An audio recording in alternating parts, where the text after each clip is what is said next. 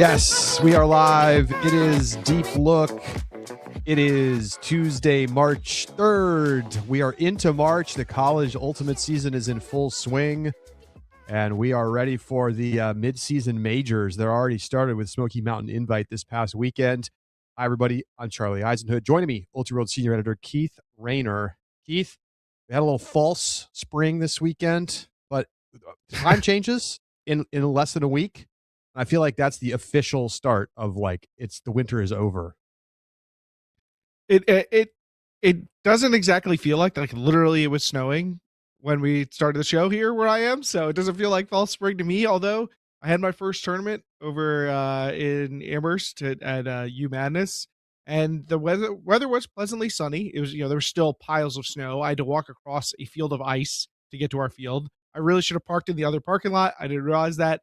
That was a treacherous 10 minutes of walking. It's a lot of work walking directly on ice. I hadn't anticipated. I had a brand new experience in another. It's amazing that after 20 years of doing this coaching, I still come across instances in Ultimate that I've never encountered before. So Okay. Picture this: we're playing a game, and the other team has about 10 total players. So they're really making sure to use their timeouts, and we're fine with that. And there's a second half timeout. We come out of the timeout, and we're looking around as we're waiting for we're on defense, or waiting for the other team to set up, and we're looking around and we're like, hey, y'all have 8 players on the field. The other team could not resolve which one of those 8 players was not supposed to be on the field. All 8 people insisted that they were in fact on the previous prior to the timeout. On that point, there seemed to be no resolution incoming, so I just told everybody to match up with who they were guarding, and whoever didn't have a person on them must have not been on the field. And that person who was eventually sent off the field was still arguing that they were in fact on the field when the point began, as they walked. How is that possible? I've never seen this before. There were no injury subs, so it wasn't like somebody was like, I really did start on that point. I just wasn't on when the timeout happened, that I recall. I've never seen this before, but eventually we figured it out and we kept playing. But yeah, I was doubled over on the sideline. That's a D3 special. Keith, I mean, you only have let me 10 understand players. this. How do you get confused? This is a Sunday only tournament, and you did not play a final. Is that correct? That is correct. It was a one-day event with 2 pools that essentially was 2 tournaments next to each other because there was no crossover between them. This was originally intended to be an unsanctioned tournament. A bunch of teams were going to send developmental teams. But people need the games. Event. Right. But after some of the cancellations on the prior weekend, teams were dying to get in some sanctioned play. So props to UMass, TD Ben Air stepping in to quickly turn that into a sanctioned tournament and reformat it and get everybody in. We had to play short rounds because there was more teams than originally intended for the space. So we had to play some short rounds, but everybody needs the game. Certainly we did. Congrats on going 4-0. NYU over in Pool A going 4-0. Just want to let you know, Keith, NYU would have smoked you guys in the ostensible final. Just in case you were wondering. We love to see the Metro East showing out, man. All right. Much to get to today. We are going to get into Smoky Mountain Invite and Commonwealth Cup in just a moment. But first, time for our trivia question of the week.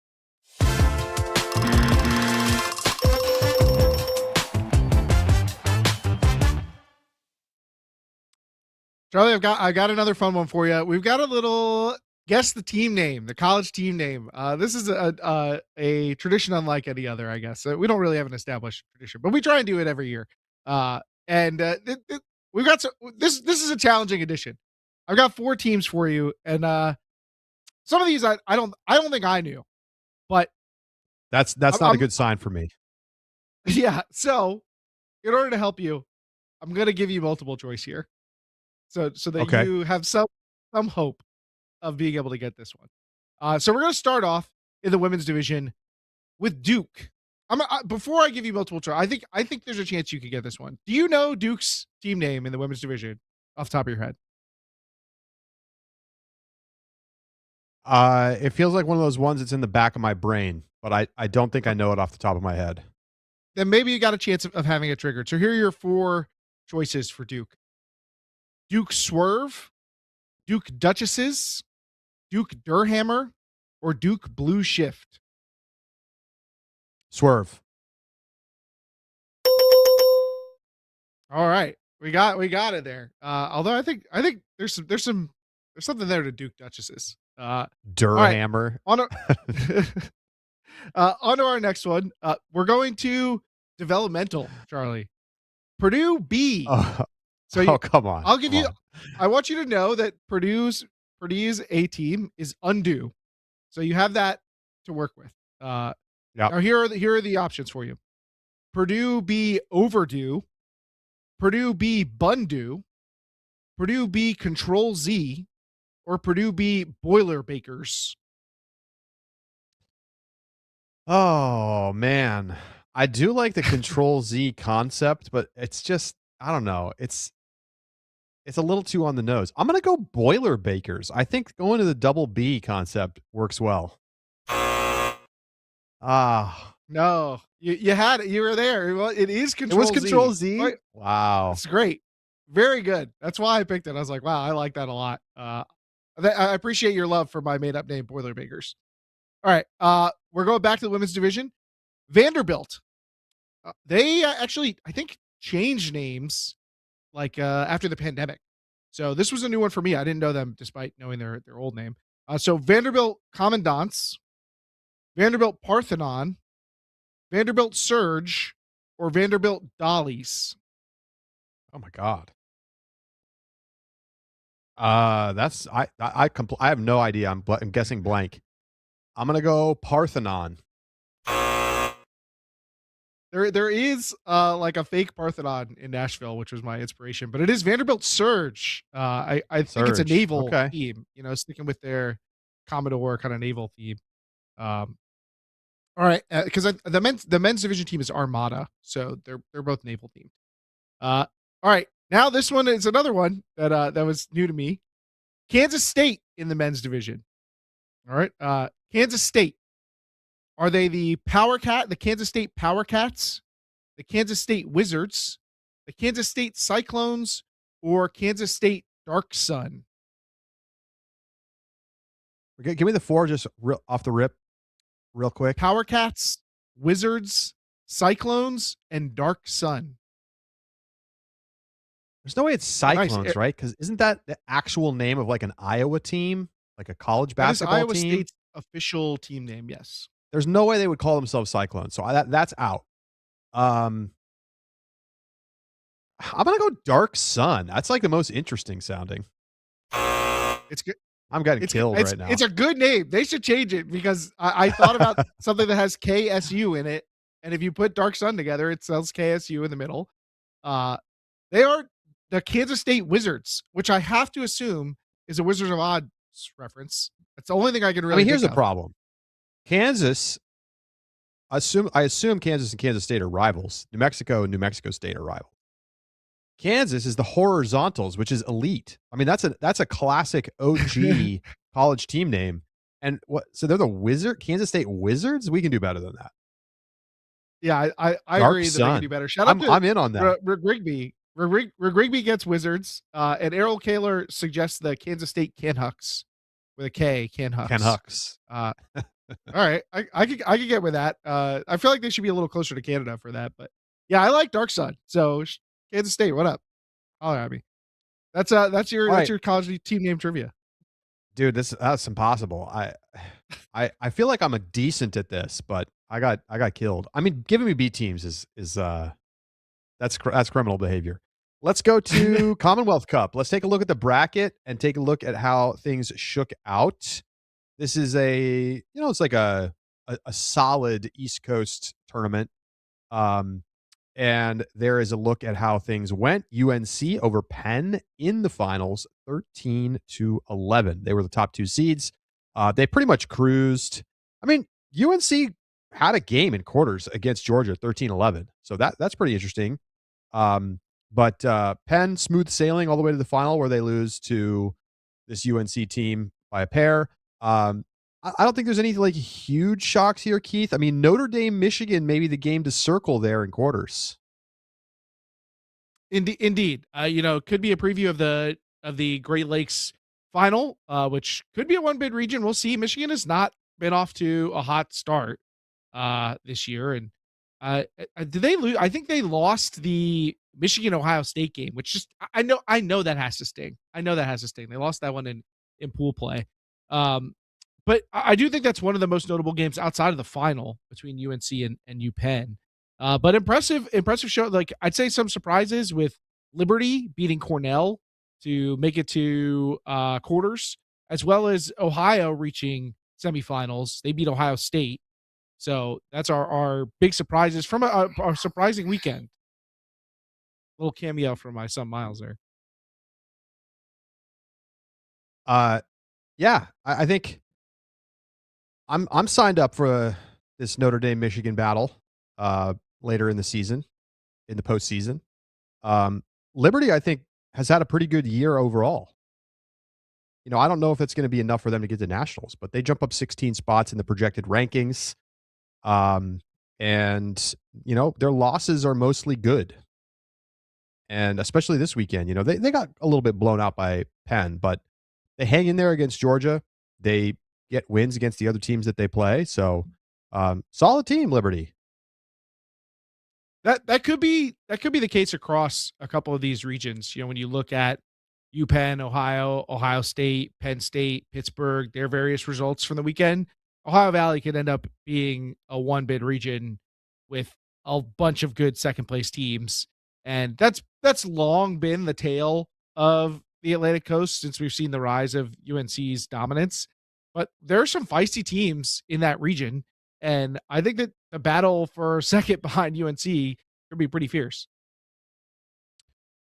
And UNC back to number 8 in the projected rankings. They were at 8 after the first tournament of the year, Queen City, where they lost only to Tufts. That's our only loss of the year. They dropped to 12, and then now they're back up to 8. So seems about right. Kind of like the back end of that quarters conversation right now. And Penn's got to feel pretty good about hanging in that tight against a team with the cachet that UNC has. Penn so far this season, 2 losses, once to Tufts by a goal and once to UNC by a pair. I feel like if you're Penn, you feel pretty good about that. And you kind of think about like, hey, do we have what it takes to make a semifinals run? I do think that they're probably feeling overall confident based on their close proximity to essentially the Eastern's best teams. But I also think they are probably a little bit like, well, we made the finals twice at 2 big tournaments and failed to come away with a win, even though they were up quite a bit on Tufts at Queen City Tune-Up. I'm sure that's the one that they feel like got away from them. I know they'd love to wrap up a tournament win in the regular season, but they do have to feel like, hey, we can hang with the big dogs. And if Nationals is anything like last year, who knows what kind of opportunities that could open up for your team to do well. At UNC, nice bounce back with Ali Riley back in the lineup. They supposedly look pretty athletic right now, which is a good sign for a team who I think their top end players are really toolsy players with a lot of skill. So having some explosive athletes on the roster could turn them into a pretty dangerous team.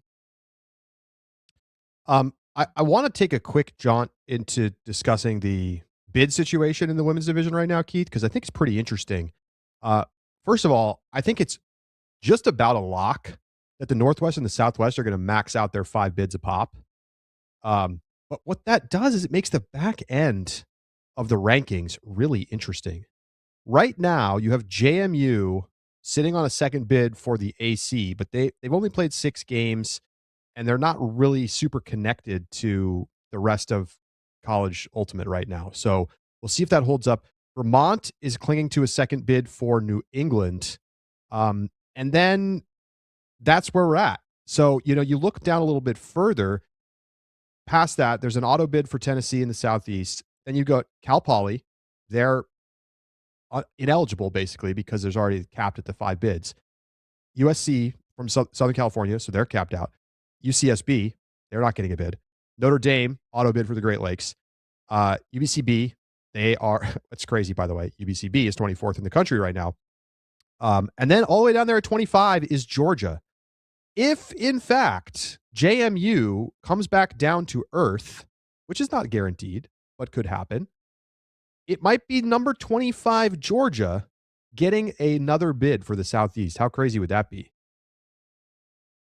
That would be pretty surprising for us to somehow end up with a 2-bid Southeast. I mean, this is kind of relying on Tennessee holding on there. I think they're also in a bubble at 11-0. When they get connected to the larger group, they may swap places, and that auto bid goes to Georgia. But the Tennessee team may also be pretty solid. We may not see the bubble burst on them, but we're about to see Northeastern go to Stanford Invite. We're going to talk about that in a little bit, and they only have 6 games. So I think they have a lot of mobility here. Virginia, same story. Minnesota has 7 Texas games. is a bubble team. They'll be at the same tournament. Yep. Texas, 7 games. So there's some mobility here, but some of these other teams are starting to build up too big of a resume to change their fortunes. Georgia probably close enough, but we were just talking about Michigan. They're all the way down at 42 with 13 games. Utah is down at 41 with 12 games. Like, are we going to see them make a move in the Northwest? It's going to get harder with the decay factor in the rankings. Well, who cares some of these for teams Utah, have right? kind of made their stories. Oh yeah, I guess it doesn't matter for them. Yeah, Northwest has 5 bids. I mean, the last bid to the Southwest and Northwest is 15th, Davis. Like, and even if Davis plays poorly in the future, there's a zillion other Southwest teams sitting right there ready to get that 5th bid instead. So I think it's really a question of, can these other teams chip up high enough to grab those, last few bids? Because basically 8 of the 10 bids of strength bids are already determined. And so there's 2 bids left. Who's getting them? I think New England's going to get 1. And, maybe New England gets 2. Maybe the South Central can grab 1. Texas. Some very big games coming up this weekend at Stanford Invite. Yeah. We are in the part of the calendar when bids are really being started. The major pushes for bids are happening now. This probably brings up, do you like the fact that they capped the bids? Because as it stands, you would have all of the bids, I think. No, I guess right now, technically, not all of them would end up going to the Southwest and Northwest, but I think by the time the season ends, it is possible that it would be a full sweep for the Southwest and Northwest of the strength bids had the old rules been in place. Are you happy about this cap? Because it's going to happen. It's going to bind. Our probabilistic bid calculator says the Southwest should have 6. So these rankings bear that out. And yeah, I'm fine with this. I think you and I have long held the line on every region should get a bid, and this cap doesn't really affect that. But it's a further institution of that idea that, like, having regional diversity has value more than ensuring that the 6th, 7th, 8th best teams in a region, even if they are the 15th, 17th, 19th best teams in the country, with Nationals is better served having those other teams there. And I think that the chances are that the differences between the 6th and 7th best team in the Southwest and the 2nd and 3rd best team in these other regions is probably not that meaningful, and we won't have a direct comparison between the two. So I'm fine with citing for regional diversity. We really rely on a handful of teams to create that connectivity, and it's better than nothing, but it's not the same as playing out a full tournament with those teams in the field. So yeah, I think I'm with you. If I'm the bubble team in the Southwest that doesn't make nationals, I'm probably pretty salty about it. But at some point you got to win. 5 bids is plenty. Yeah. It's plenty of bids. Right? Yeah. You can't win the 5th place bracket at regionals. Like, I don't know. I'm not that compelled to be like, wow, nationals is really going to suffer without you. All right, let's talk Smoky Mountain Invite. It was the star tournament of the weekend, and it is number 2 seed Colorado coming away with the victory over Carleton. We'll roll the highlights here if you're joining us on YouTube Live, where we are every single week. And Keith, plenty of caveats to be made. There were a lot of missing players this weekend. Cut had some guys out. UMass had a bunch of guys out. But Colorado looking really sharp, looking deep, and they get a 3-goal win over the number 1 team in the country. I have trouble watching this game. I have trouble figuring out, is Colorado's O-line just that nasty, or did Carleton's defense look a little toothless at points? Which is shocking to say when you have, Ryan Dusair, who's arguably the best defender in the country. You have Thomas Shope, and then they cross a lot of guys over. But I was underwhelmed by Carleton's defensive performance, and certainly a Look at lot of that. that credit has to go to how good this Colorado O line is. I mean, it's just like individual playmaking, but also the chemistry here. Oh, look at this play. Are you kidding me? Tobias Brooks. Nasty. Um, Colorado took control early. Game stayed interesting for sure. Carleton's O still looked pretty good. But, I think Colorado should have won this tournament, given some of the absences we saw, and they did. I don't know that this necessarily changes my feeling about the overall scope of the season, for what it's worth, Keith. But yeah, down the board for sure. I mean, there were some really interesting results that we're going to get to. But at the top, I don't think UMass having a bad weekend is a problem when they're missing like 4 of their top guys.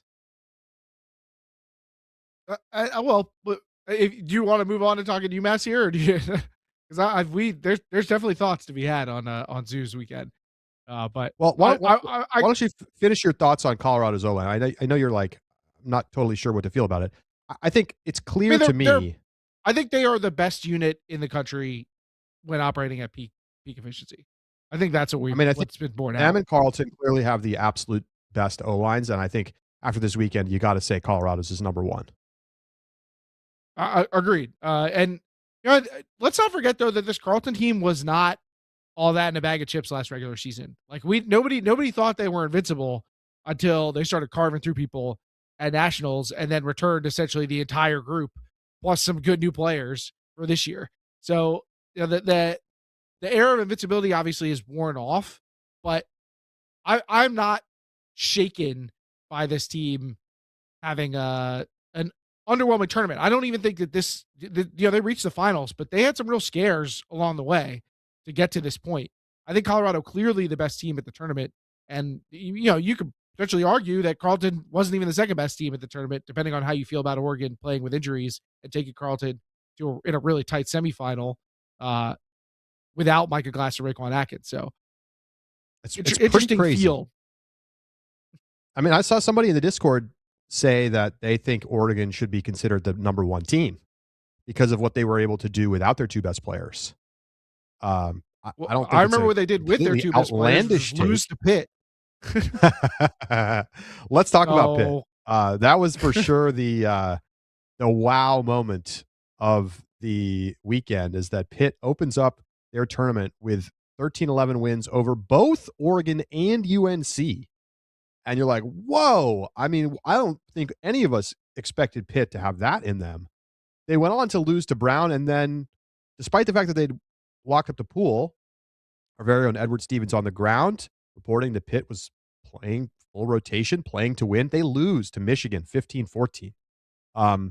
What do you think about Pitt after this all is said and done? By the way, Sunday they crushed Tennessee, they beat Penn State pretty comfortably, and then they lose by a goal to Georgia Tech in the last game of the weekend.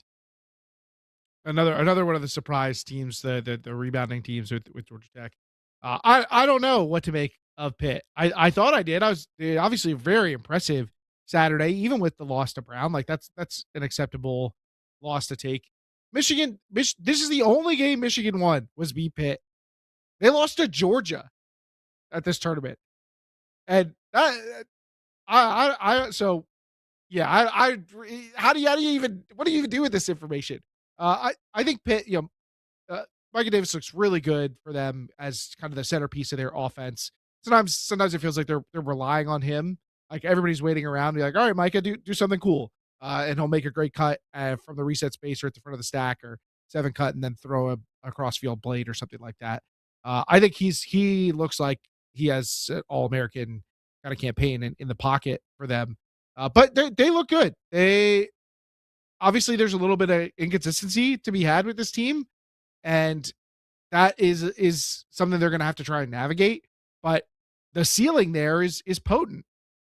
That I think we're very much setting up for a nationals that could look like last year, because some of these teams that are going to come in as 3 and 4 seeds are going to be capable of beating the 1 seeds and 2 seeds in pools. And it can make for both a lopsided bracket and some really interesting runs, because teams like Pitt, I think, are going to be filling out those slots and be dangerous opponents. I think what I see is just there's a lot of volatility, like outside of that top tier, where you have a team like Pitt who is clearly capable of beating anybody, but also maybe could lose to a team that's not as good as them.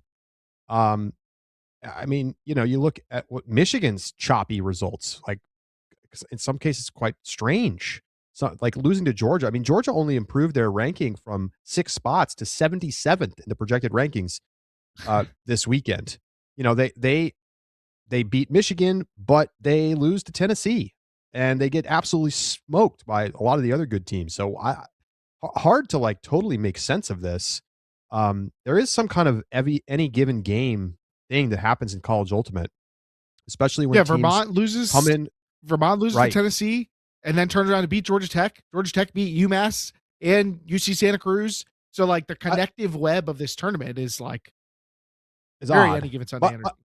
I feel like Georgia Tech clearly proved to me that they are more of the team we expected to see at the beginning of the season.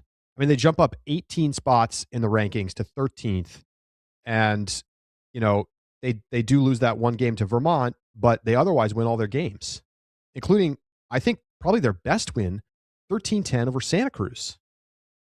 That's a really good win against a very strong West Coast team. It is like this is what we thought we were going to be getting from Georgia Tech, and trying to decide the power rankings this weekend. There were some arguments that they should be in the top 8. And I don't know. We haven't actually finalized, so I don't know where they're going to end up landing, but they might end up in the teens. So that's kind of the mix here, and that's from going unranked. They were unranked before. This is a team that lost to Northeastern and Georgetown at Florida warm up. They lose the most important game of their tournament in some ways in this bracket matchup against Vermont. I think they got broken to lose that game. So I don't know. I think, like we were saying about Pitt, this is going to be a dangerous team. Adam Grossberg can roast people in the deep space. They've got a couple of good athletes around him. Obviously, Sam Grossberg can put it up. So they're going to be dangerous, but I don't know. Are they ever going to feel like a lock to play well in any given game? I just don't know that we're going to see that from this group. Again, that's what I'm saying. Volatility. Yeah. I think that there's a lot of potential paths in both the regionals postseason and at nationals outside of that top tier. Now, I don't expect to see the Carleton, Colorado, Oregon trio at a minimum missing semis. Like I think those teams are all going to make semis. UMass is probably the last spot, but I don't know that that's guaranteed. Um, but after that, I mean, I feel like we could have a ton of different outcomes. And I don't even know, like Georgia Tech is clearly the best team in the Southeast. They might lose to Georgia at regionals in the final. Like that is completely plausible to me because they just don't have that experience of winning in the big spots. And a team like Georgia, despite the clear like talent deficit, they do. Well, you hope that Sam Grossberg can bring that Pac-Man energy about when you're talking about winning in big spots. But that we haven't quite seen that from this team, and this isn't even getting into the bevy of West Coast teams that could also contribute to this highly volatile environment. You think of an Oregon State, the way we've seen UVic play to start this year. Have we even seen Western Washington? Who knows what they're going to be capable of? So there are a number of teams that could really throw a wrench into how regionals plays out, and certainly how nationals is going to play out. We still have major tournaments to go, but right now there is a lot less certainty coming into the season than I think there was at the start of it. Agreed. Especially in that large second and third tier amalgamation of teams. I want to note the chat, a couple of things. AK points out, which of these teams plays best in the wind? Rockford will be a battle of who has the best zone offense and zone defense. Now, I will say it's a bit of an assumption to say that it's going to be windy in Rockford, but it certainly can be very windy in Rockford. I mean, the last time I was there was for high school national invite 2 years ago, and the day we were setting up, it was like 30-mile-per-hour steady winds. Steady. Like you're in a wind tunnel. It was not quite so bad during the tournament, but it was solidly 15 to 25 the whole weekend. Now that's in June. This tournament is at, Memorial Day weekend into May. You don't know for sure, but I think it's certainly possible that it's going to be windy. And that does change the game because Colorado's a team that wants to play against straight matchup defenses. And, I don't know. I think a team like UMass perhaps benefits from a windier, zonier style. I don't even want to think about dealing with Rockford winds right now, man. I do think that you're right that we can't assume that it's going to be like that, but I think I think you can basically be certain that at least one of the days is going to be windy, right? Like we are going to get some windy rounds in Rockford, almost assuredly. It may not be the whole tournament, it may not be semis and finals or quarters or whatever, but it's going to happen probably at some point. And What does I the wish I could Farmer's be Almanac say? What was in the pitch meeting? What did the Rockford people pitch here? Surely USAU would be like, isn't it always pretty windy there? We've had some pretty bad experiences in Rockford. And I guess that, there could be wind anywhere, right? But I don't know. If it's windy Uh, again, can we please not go back? Let's just put the line down. I'm going to see if I can find historical wind. My very cursory search here live is unclear. The Old Farmer's Almanac, according to the AI overview on Google, says that the general climate for late May in northern Illinois can feel, quote, slightly windy. Well, bump up your expectations for Rockford specifically. Really interesting weekend overall. I think another thing I want to point out from the chat, A-Dub says biggest change is Mama Bird took Nandaman Fink and Tucker Kalmus off the O-line and moved them to D-line to ensure converting turnovers, which was a big problem for them at Pres Day. And the O-line remains dominant. So, that was something we talked about here on the show, Keith, is they're going to have to bolster their D-line if they want to be competitive. And they make some changes. Who knows if that's going to be permanent, but they have a lot of talent. You don't necessarily need all of your strongest players on the O-line, and I think you see that this weekend. I maybe asserted that maybe Zeke Thorson, two-time D-Pody, should play some more D-line, but I guess that's not going to come to pass. And also, I think he we'll was see absolutely plenty of him in the O-line. postseason. Yeah, I think he's going to cross over first a lot. Yeah, for sure. Just a quick update on the picks, Charlie. Edward was here to make picks in your stead, so he's now made picks for both of us. And currently, if you're just on raw pick totals, it's probably what we'll end up doing. Charlie, you have a 32 to 30 lead on me. Let's we go. were even at Commonwealth, and even at SMI. So you're maintaining your lead.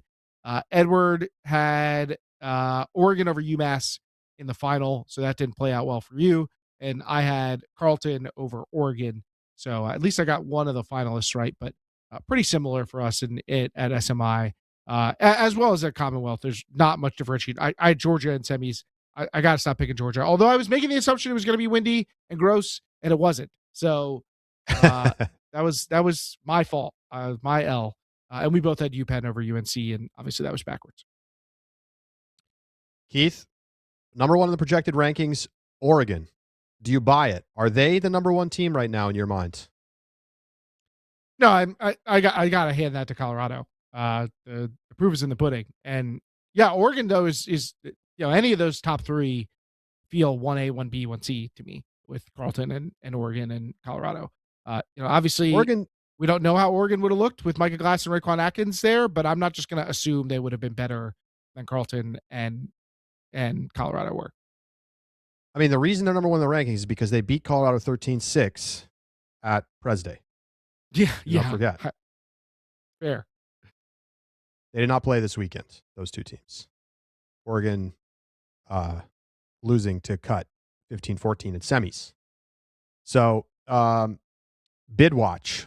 let's take a little glance at where things stand in the men's side of things. We do have Northwest Challenge men's coming up, and then, of course, more tournaments leading up to Easterns when a lot of the top teams will be in attendance.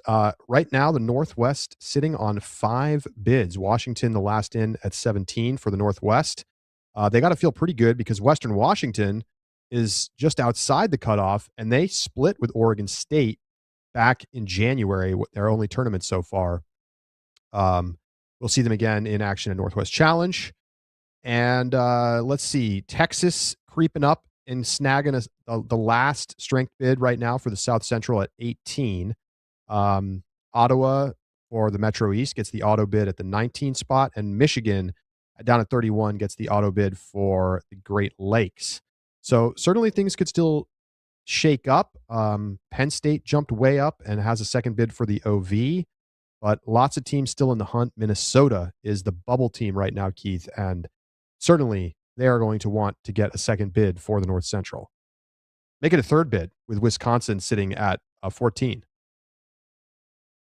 Indeed. Western Washington, another team I think to keep an eye on. We've had them top 10 in the power rankings all year. They're 21 with just 6 games played, and will be in action at Northwest Challenge. So I think that they're a team that has a very strong chance of moving up into the rankings, although they won't be able to get the Northwest another bid right now because they have 5, but they could get some insurance should we see a fumble from Washington somewhere in here. Are any of these teams in your mind gonna fall out with connectivity increasing? I don't really think so. Like, a lot of the top men's teams have already played 15-ish games, and we have elite level connectivity now. Before we even highlighted on our Instagram that BYU was basically holding the whole country together, but now with Santa Cruz traveling, that's going to lend a lot of credence to the connectivity, and we'll see more of that as more and more teams compete. So I think in the men's division there's fewer bubbles, and that means you're going to see less motion from just teams being connected to one another. Any final thoughts on SMI, Keith? I mean, crazy tournament. There we really could talk so much about, because there were so many unusual turns of events. We only kind of touched on Georgia Tech and Vermont, Texas, what they did, UNC. They go 1 and 2 in pool play. There's a lot here. UC Santa Cruz, we barely even talked about them, and they made semifinals. They beat Tennessee and Michigan in succession in the bracket. So, what do you really take away from a Santa Cruz team that beat UMass but lost to Georgia Tech? Not coming away with very many marquee wins here, but I think on tape they look pretty good. But we still have seen this team feel like it feels like they're not able to overcome a lot of the elite competition. Yeah, I mean, they are one of the many teams in that next tier down. And they could be at the top of that tier and maybe make semis, or they could fall down further and make pre-quarters and lose in pre-quarters. I mean, I think there's a lot of potential permutations when you look at that next grouping after those big 4. I will say, for those who joined us for our sub bonus, where we did our college ultimate tour, like next gen style tour teams, if we didn't put Toby Warren on it, we probably should, because that guy is throwing crazy stuff every tournament he goes to. Each day I feel like we get some ridiculous Toby Warren highlight. Put him on the future next Ulti World next gen tour or whatever. All right, we're gonna take a break. We'll be back in just a moment. We'll talk Stanford Invite women's coming up this weekend, Northwest Challenge men's, and we got a little small ball for you before we wrap up. We'll be back. It's Deep Look.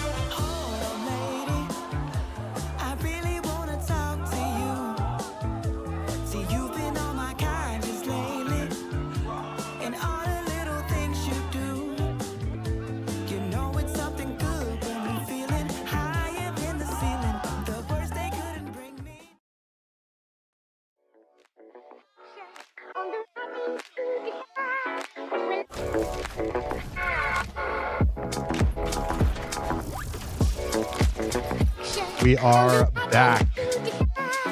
Deep Look continues, and we've got some big tournaments coming up this weekend. We're going to start by talking about the Stanford Invite women's division only this weekend, and it's a doozy.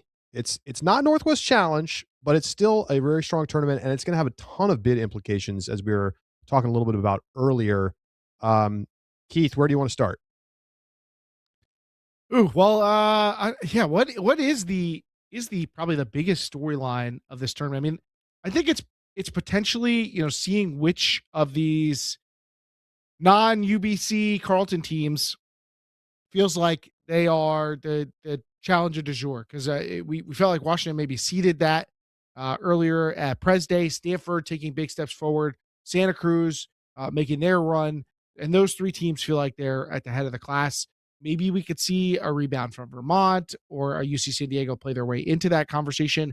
But I think it's more likely that we walk away from this tournament feeling like one of UC, Santa Cruz, Stanford, or Washington is at the front of the line to break into the conversation with Carleton and UBC that has been had so much this season.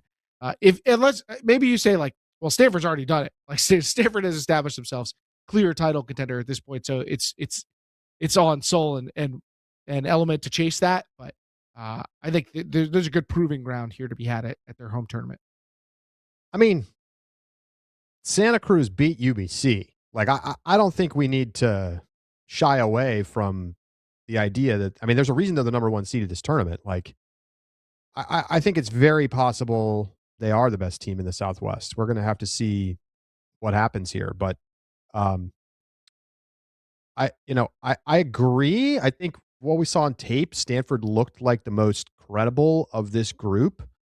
But let's see this next. It's kind of nice in some ways to have a tournament where we don't have the UBC and Carleton teams here, so we can kind of watch these teams battle for that, like, top spot after the obvious top two teams. So I'm looking forward to that. Now, of course, Santa Cruz beat UBC, but they were without Kurahashi. We can understand that is not necessarily fully reflective of what we're going to see in the postseason. So I'm excited. To me, Stanford is the team to beat, but they do get the benefit, Santa Cruz, that is, of being the one seed and probably getting to get an easier semifinal. I'm really curious to see how Vermont does, by the way, because they're going to connect up a bunch with the West Coast here. And, maybe we're going to see like the New England is a little stronger than we anticipated. I mean, and they don't necessarily have to beat one of those big three teams to set the pace for the Eastern teams right now. Beating UVic and competing with those top teams, it could be enough to give you a measuring stick for where your UPenns and your UNCs and your Tufts are at prior to getting the real deal at Northwest Challenge. But after their conversation about those elite teams, I do think you look at Vermont and then you start to look at those bid picture teams: Northeastern, Minnesota, Wisconsin, Texas, and then the Southwest teams trying to fight them off. And that's up and down. California could do just as much work for the Southwest as UCLA and Davis can by beating a Wisconsin or beating some of these teams in consolation play or bracket play. So there's a big storyline to be had about these teams traveling across the country, going into the belly of the beast and hoping to plunder a few rankings points away and see if they can break through the cap for the Southwest. It's a big opportunity for that group of teams that you're talking about.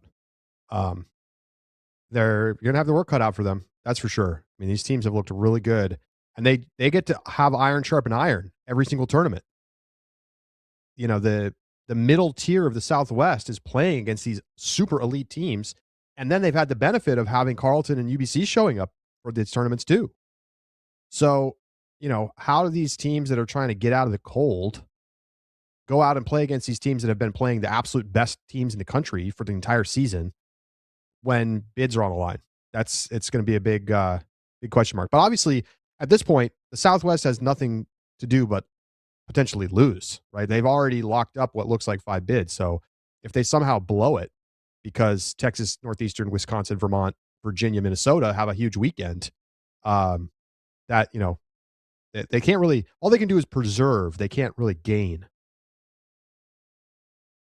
That's true. They can defend, but there's nowhere, there's no more ceiling for them to climb. But obviously each team individually is thinking about their own personal team success and the arc of their journey.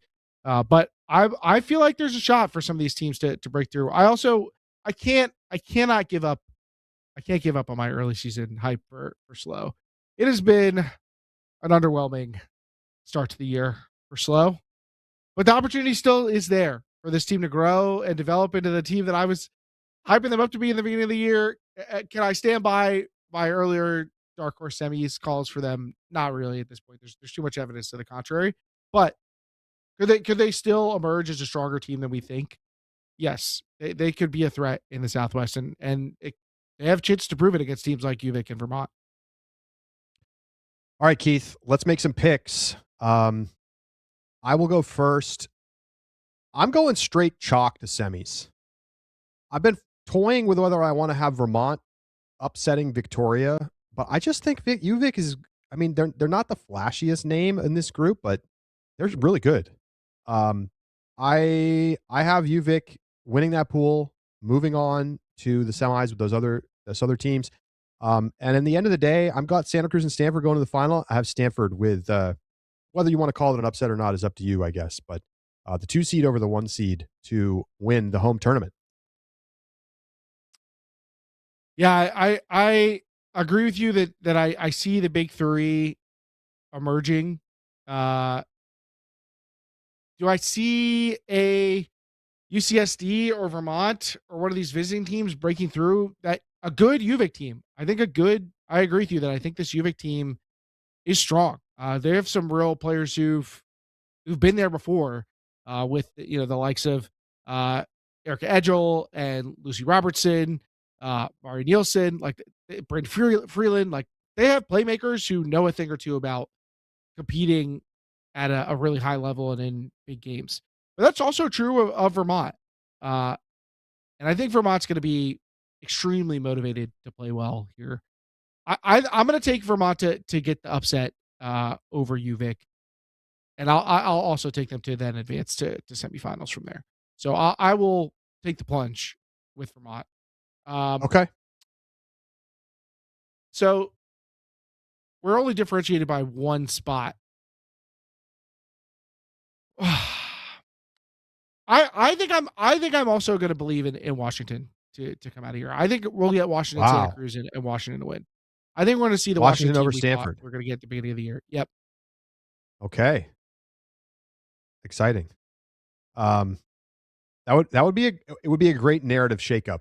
I would love to see them play like the team we know they can be. Okay, great. Let's take a quick look at the streaming schedule. We will have live coverage from the Stanford Invite. Our pretty graphic is not ready, so take a look at our quick and dirty graphic. UC Davis taking on Texas in the opening round.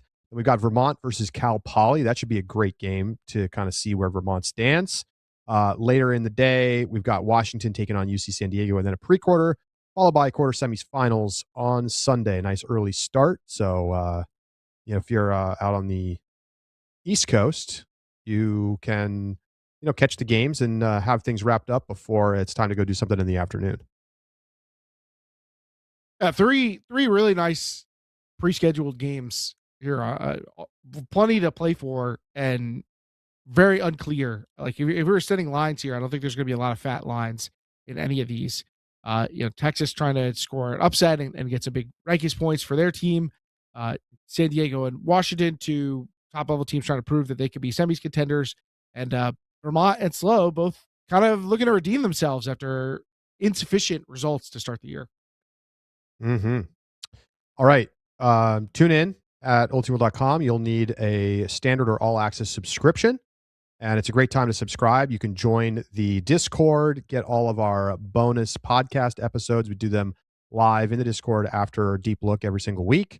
Newsletters, all kinds of extra benefits, and of course, the live streams and video on demand immediately following each game's stream. So now let's talk Northwest Challenge men's. Pretty good tournament. Cal Poly Slow is the are they the 1 seed? Maybe not.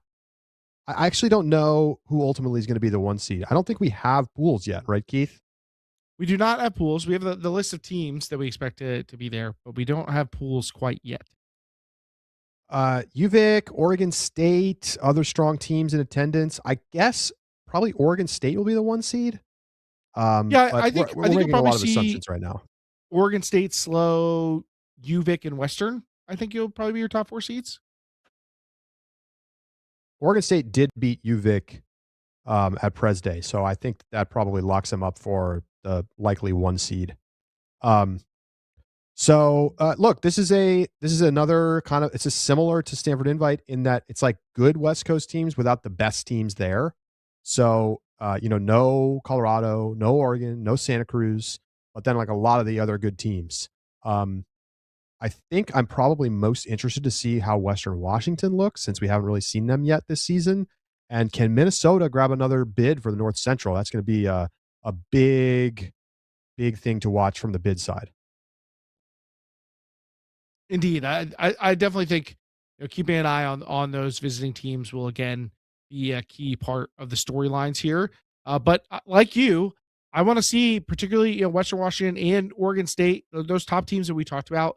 Are they able to look like they can compete with the likes of Colorado, Oregon, and the other top teams that we've already discussed through at length at this during this podcast? We've seen some early throws from UVic and Utah. Like, are those teams going to prove that they can be consistent? But I really want to know about this Western Washington team, because there's a lot of reason to be excited about them, and to a lesser degree, Oregon State, who we've seen a little bit of, but haven't really gotten the full picture. But lots to decide about the West Coast pecking order, in particular the Northwest, at this tournament. We don't have a streaming schedule yet because we don't have pools yet. So we should have those out by tomorrow, I think, at the latest, assuming that we get all the information from the TDs.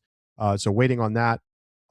Keith, I do think we can probably make at least finals and winner picks based on just we know who we know is going to be there.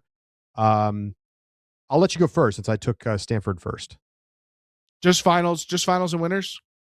I mean, if you want to go semis, go for it. All right. Well, just let me know. Let's see.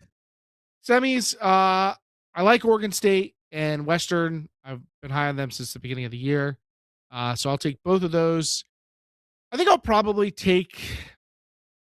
It gets a lot harder for me after that. I think I'll go with Slow, and man, I'd really love to see like Minnesota make a run here. But UVic looked pretty good. Let me get UBC as the fourth semifinalist. Okay, I'll take UBC there. And then for my finals, obviously subject to change based on the seeding, but I'll take Oregon State and Western Washington, and I'll take OSU to win the thing. I'm turning into a slow believer based on the progression that we saw from the beginning of the season to Pres Day. Semis, I'm going OSU, Slow, UVic, and Western. And in the finals, I've got Slow and Oregon State. Give me Slow to win the whole thing. All right, I like where you're at with this. So we got some good differentiation in the picks this week, for sure. I want to, AK in the chat says, Northwest teams figured out the algo strategy. Stay on the West Coast, beat up on each other, and keep the bubble. 4 to 5 bids easy. Not sure I buy it, AK. I mean, we've seen the Southwest teams. I was just going to say, that's play Southwest the same strategy, and its strategies were horrible. They go 1 bid every year. I think it You have just to turns also out, be good. yeah, the Northwest teams are just good. I think that that's ultimately what it comes down to. Um, and there's been out of region wins for these teams. So we'll see what happens this weekend because I think we could see that shake up a bit. I guess I'd say based on where things stand right now, I would be surprised, Keith, if the Northwest keeps 5 bids. I think they're going to get at least 4, but I would be surprised if they kept 5. Depends on how You good think Western you? is. Yeah, I don't know if I would be surprised if they keep 5. I mean, maybe just where the texture of the rankings are, and they have so many teams who could be that 5th team. I feel pretty good about the top. Oregon State, Western Washington. I think UVic's done enough, and Oregon. And then when you have a collection of UBC, Washington, Utah, and beyond that could all be that 5th team, I think BYU's probably too far gone, but who knows? Uh, there's just so many different suitors that it gives you so many more, lottery tickets, so to speak. It's not quite the right phrasing because it's not quite a lotto per se, but so many more chances to be that 5th team. So I feel pretty good about their chances, honestly. The whole rest of the country is praying for Minnesota and Virginia to have a huge weekend. Oh That yeah, much is clear. please send those ranking Wholesale points. points transfer. Don't sleep on Northeastern, Charlie. They beat Georgia Tech. So if they take points, filters You are right right. into that group. You are right. All right. Small ball. Before we get to our mailbag question of the week, Keith, we've got some topics to get to, and we're going to keep it tight. What's up first in small ball this week? We've got a upcoming continent tour stop. I don't know if we can quite call it a tour. It's kind of a little more sporadic than that. It doesn't have the compact feel of their original like 6-stop tour, but a continent tour event nonetheless. Nomenclature can be disregarded. We do have an exciting group of players playing, and if you haven't heard about Continent, it's hosted by Dix Diversity, and it's awesome that they're going to be hosting it at a HBCU at Howard University in DC. This is a showcase for players of color and Black players to really show out and to be highlighted by the community and celebrated. And they recently announced the teams, the rosters for this event. So big names. There are a lot of big name stars coming out of the DC area as kind of like your core. So when you start with, AJ Merriman and Alexandre Fall on one side, and Delrico Johnson and Erica Brown on the other side. Like there are a lot of talented players who are going to be in this game. Terrence Mitchell's coming out. James Pollard will be in attendance. Alex Davis, Antoine Davis. These rosters are good, and it should be a very exciting matchup. The teams have tended to play pretty thrilling games. Yeah, these have always been exciting games. The game is Saturday, April 11th, so still over a month away, but should be awesome. And they're playing at Howard University. I love that. Love it. Next, Keith. Next up, we also just recently posted about this. Our own Alex Rubin doing the reporting. Not a lot of ultimate publicity for Valparaiso, but the D3 school has a unique scholarship option. The ad that they posted has $3,000 a year athletic scholarships available, and they are doing when you dive into the article, it's more than just what we've seen at OC and Davenport.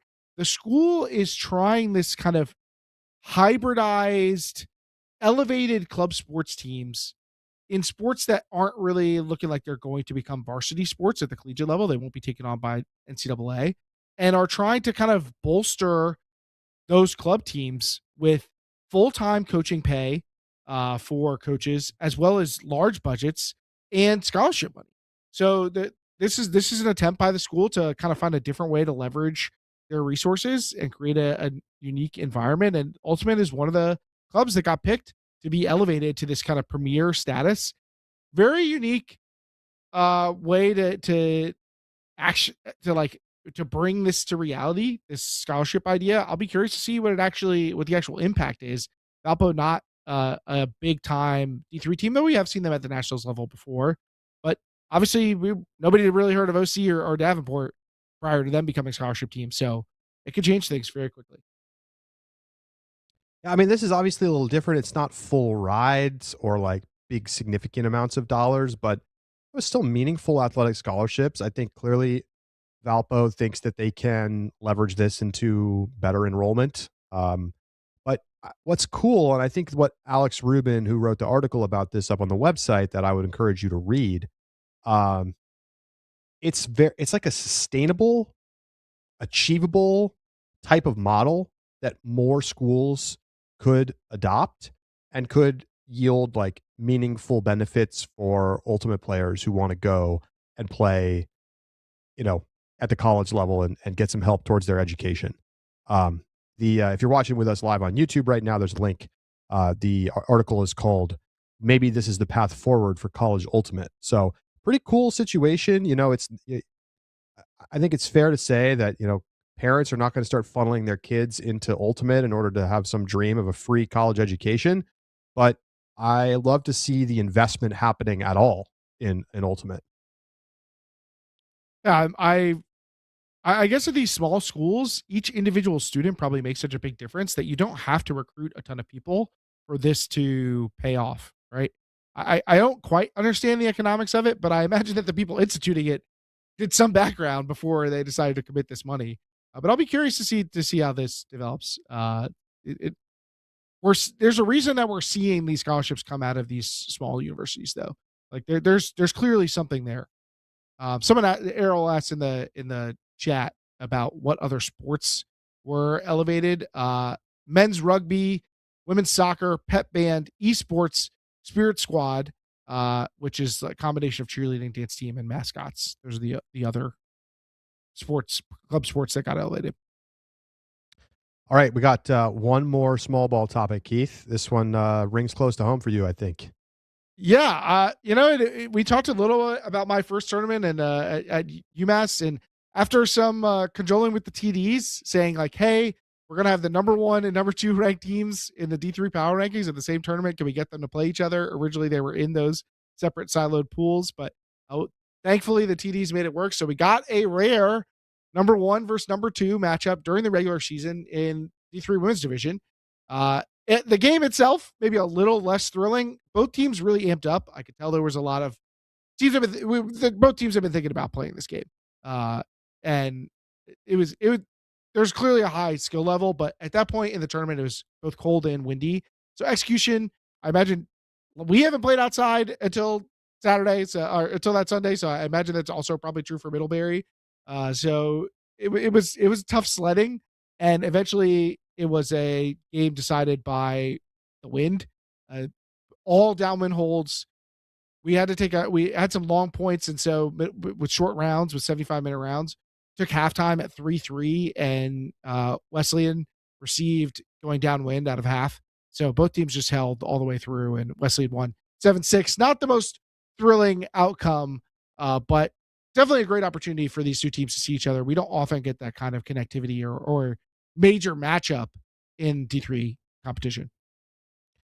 Keith, how did you allow halftime to be taken at 3-3? I know, but they asked about halftime. We had like a 20-minute point where we held to make it 3-3, and we convened about when we want to take halftime. At that point, I think we were about 40 minutes into the 75-minute round. And I said, "Hey, we could say the halftime tap went off and take it the next point. Like, let's play out this point."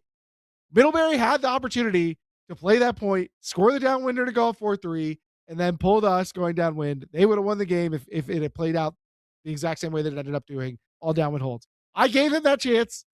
They said, no, we'd prefer to take half now. I care more about, making sure that everybody's healthy and safe, especially in those conditions. So I was like, all right, if you want to take half, let's do it. But Captain's Clause, as producer Sue points out, Captain's Clause means you can do whatever you want, Charlie. That is not what Captain's Clause means, first of all. Number 2, sneaky stuff there, Keith. getting the extremely advantageous halftime break when you're up the half break. Oh They came no. to us about halftime, and I offered to take it the next point. I gave ample opportunity to impact the outcome of the game. Otherwise, I just planned for us to try and score. Wild. All right. Well, a great game, Keith. How do you take that game moving forward towards nationals when you may see them again? You being in near Rockford, we're going to be in Waukegan, which is even closer to the Great Lakes, so it could be even windier. They were running a lot of zone. We, like I mentioned, have not played outside, so we have not seen really any zone so far this year. That was a challenge for us. Honestly, straight up, I think they played better than us in that game. They weren't able to convert on their upwind break opportunities, but they got pretty close. Had some like really close calls on scoring that upwind goal. I think they played a better game than we did, not by a long shot. I think it was still pretty close, but I would give them the win if it was just like watching the game and I didn't know what the score was going to be.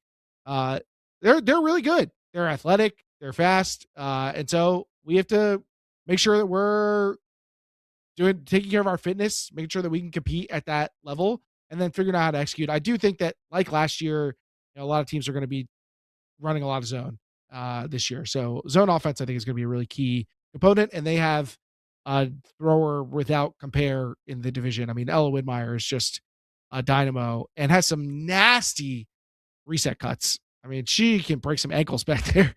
So they have a good deep team. It's not just her, but she's a real trump card and could be a big difference factor in the win.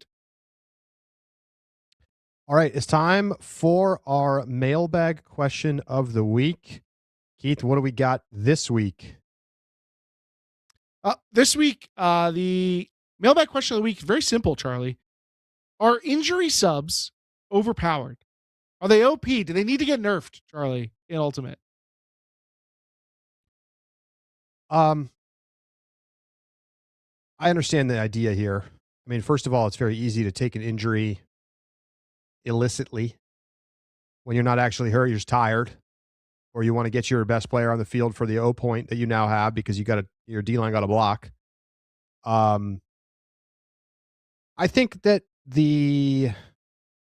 I would say yes, but the solution is not to like give up on injury substitutions because that's not realistic.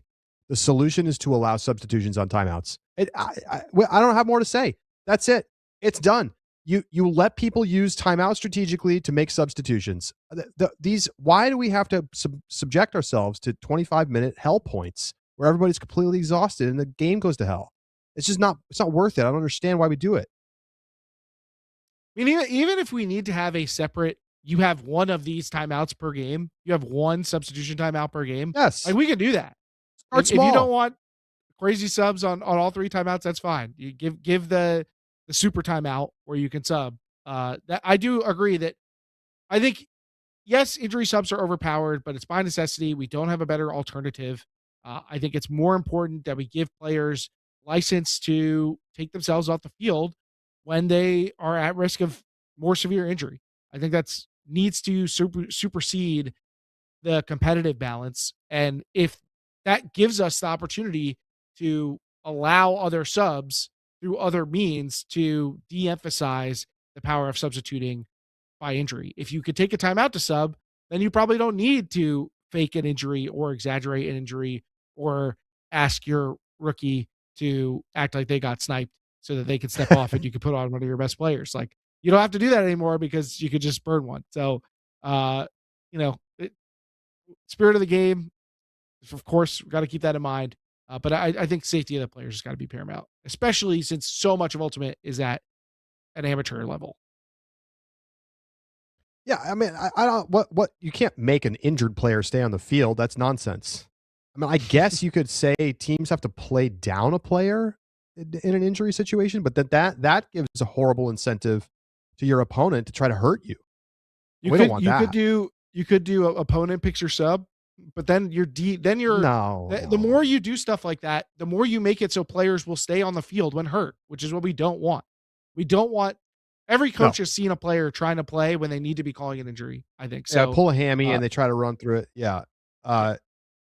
for sure, the answer is not to disallow players from taking substitutions. But the problem is that because the advantage that offense has in Ultimate, if a D-line gets a block and then a D-line player takes an injury and you get to put on your best offensive player, it's simply not fair. And there's no substitution that can happen on the other side that is as impactful as getting the number one offensive player on the field once you have the disc. So allowing the other team to make a substitution is not good enough. Perhaps if you wanted to say, okay, we're not going to do full wholesale substitutions. If a team takes an injury substitution, then the other team can sub out up to, N+1 players. So if one player goes out, they say, I got to take a sub. The other team gets to sub in 2 players if they want. At least it makes it more fair. I think that is a better balance. But again, I would be encouraging just switching to an option to allow for strategic use of substitutions, because then you really take that the randomness out of it and the inability to really do anything about like poor spirit in those situations. An observer can't say you're not hurt. They can say that wasn't a foul, but they can't say you're not hurt. Yeah, I mostly agree with this. Do you sometimes feel like there should be a rule that if you take an injury, you can't return on the same point? It's rare. Well, it's such a corner pretty case. Sure, that's already a rule. I think that's a rule. I think you can. I think you can injury sub back in. I think maybe it depends. Somebody clarify me. Give me. You know what? There's a rule. Someone cite it. I'm going to say I don't know. I don't know. It probably should be a rule. It's so niche of a case. It almost doesn't even need a rule because it's such a corner case.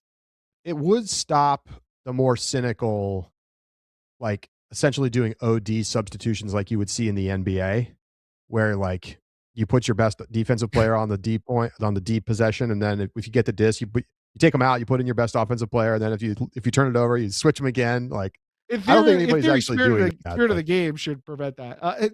Max points out that if your just whole team calls injury, then the other team gets no advantage in your +1 system because you can't sub on eight injured subs. So. Yeah, to be fair, we could all agree that we're going to allow substitutions on timeouts by wholesale calling injury during timeouts and everybody accepting that. Maybe that is the revolution. Captain's clause. Yeah, captain's clause, baby. Wow, we were playing pokey during the timeout and everyone got hurt. All right. Alex Rubin in the chat points out that it famously did happen in the 2014 Ring Ironside semi-universe point that lasted 20 minutes when we had the streaker and all of that nonsense. What a classic. I forgot about that. Zero-time state champ says, how about you can't return the next point either? I mean, if you're having to put all these rules in, just like allow teams to make substitutions with a more regularity. I don't know. That doesn't seem that complicated to me. We have like a decade of data on substitutions being totally viable. I don't understand why we're still like fighting this when I think there's an obvious solution. All right. That is going to do it for this week's show. Thank you so much for tuning in. We would love to see you live in a Discord after this, if you're a subscriber, where we are going to be talking about the Player of the Year and other awards on a mid-season watch list. Who's looking like they're number one right now in the various categories? Stay with us in the Discord, and that'll do it for our Deep Look show this week. We'll see you back here next week. It'll be on Wednesday next week, the 11th. So we'll talk to you then right here on Deep Look.